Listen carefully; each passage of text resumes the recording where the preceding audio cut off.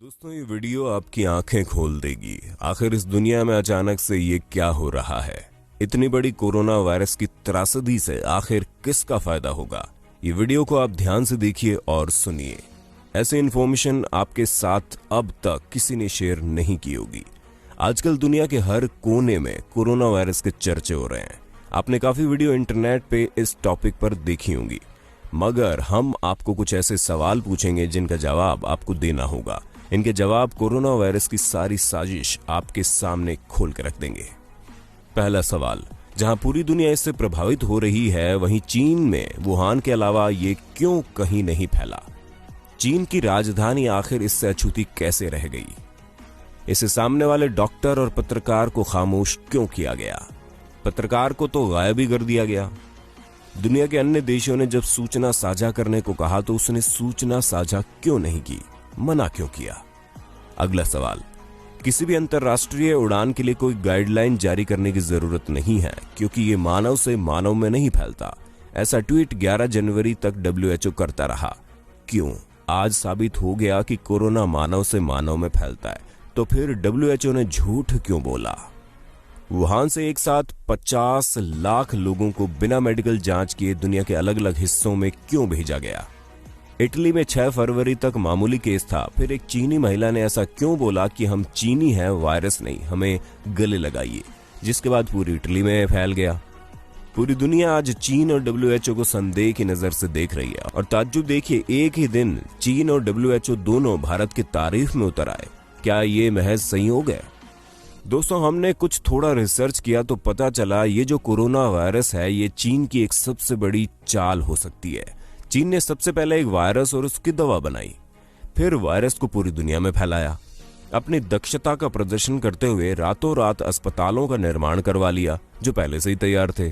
ये सब उस रणनीति का हिस्सा थे। चीन हमेशा अपने निजी मामलों को छुपाता रहा है, परंतु इन चीजों के फुटेज उसने पूरी दुनिया को दिखाए। परिणाम स्वरूप दुनिया में वायरस के साथ साथ अराजकता फैलने लगी, खासकर यूरोप में। दर्जनों देशों की अर्थव्यवस्था प्रभावित हुई। अन्य देशों के कारखानों में उत्पादन लाइनें बंद हो गई। फलस्वरूप शेयर बाजार में जबरदस्त गिरावट। चीन ने अपने देश में महामारी को जल्दी से नियंत्रित कर लिया, क्योंकि टीका तो उनके पास ही था। रातों रात वुहान से कोरोना के नए मरीज मिलना बंद ही हो गए। ये कैसे संभव है, जबकि इटली जैसा विकसित देश इस स्थिति को संभाल नहीं पा रहा है। आखिरकार चीन पहले से ही तैयार था। परिणाम स्वरूप उन वस्तुओं की कीमत कम हो गई। चाइना, जिन देशों से वो बड़े पैमाने पर तेल आदि खरीदता है, फिर सोने के रेट गिरते हैं और चाइना 100 टन सोना खरीदता है मार्केट से। फिर चीन तुरंत ही उत्पादन के लिए वापस जुट गया, जबकि दुनिया एक ठहराव पर है। लोग मर रहे हैं। भारत जैसे देशों में लॉकडाउन है। जहां एक और दुनिया में हाहाकार मचा हुआ है, वहीं चीन ने अपनी फैक्ट्रियों में काम शुरू करवा दिया है। चीन उन चीजों को खरीदने लगा जिनकी कीमत में भारी गिरावट हो गई है, और उनको बेचने लगा जिनकी कीमत में जबरदस्त इजाफा हुआ। अब यदि विश्वास नहीं हो रहा है तो 1999 में चीनी उपनिवेशों कियाओ लियांग और वांग जियांगसुई के द्वारा लिखी गई पुस्तक अप्रतिबंधित युद्ध, अमेरिका को नष्ट करने के लिए चीन का मास्टर प्लान को पढ़ लें। ये सब तथ्य वहां मौजूद है। जरा इस बारे में सोचिए, कैसे रूस और उत्तर कोरिया कोविड-19 यानी कोरोना से पूरी तरह से मुक्त है, क्योंकि वो चीन के कट्टर सहयोगी है। इन दो देशों से एक भी मामले की सूचना नहीं मिली।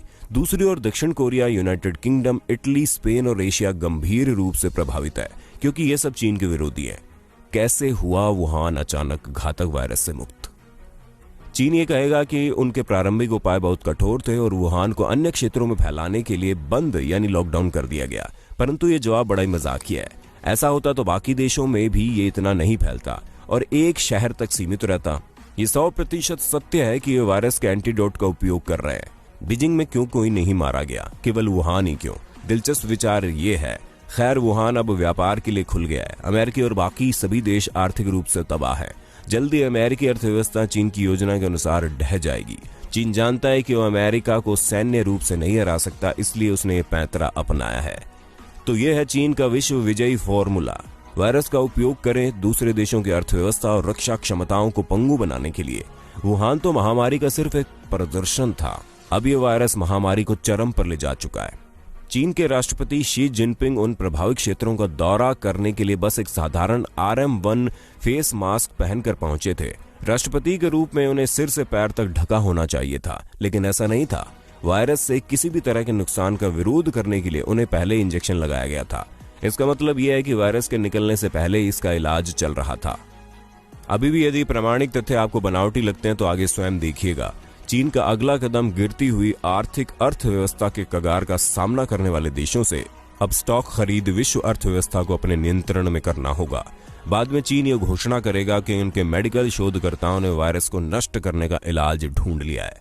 अब चीन के पास अपनी सेनाओं के शस्त्रागारों में अन्य देशों के स्टॉक है और ये देश जल्द ही मजबूरी में अपने मालिक के गुलाम होंगे। और हाँ, एक बात और, जिस चीनी डॉक्टर ने इस वायरस का खुलासा किया था वो भी चीनी अधिकारियों द्वारा हमेशा के लिए खामोश कर दिया।